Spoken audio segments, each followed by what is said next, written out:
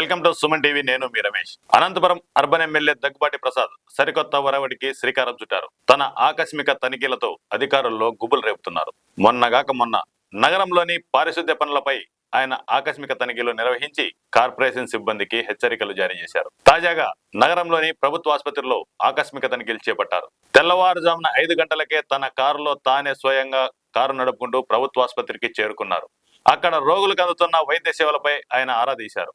పలు వార్డుల్లో తనిఖీలు చేపట్టారు. ఎమ్మెల్యే ఆకస్మిక తనిఖీకి వచ్చారని తెలియగానే వైద్య శాఖ అధికారులు, ఆసుపత్రి సిబ్బంది పరుగులు తీశారు.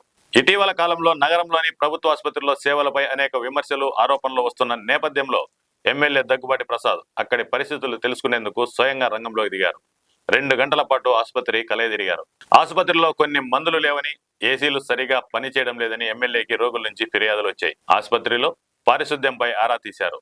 అదేవిధంగా రోగులతో వైద్య సిబ్బంది వ్యవహరిస్తున్న తీరును అడిగి తెలుసుకున్నారు.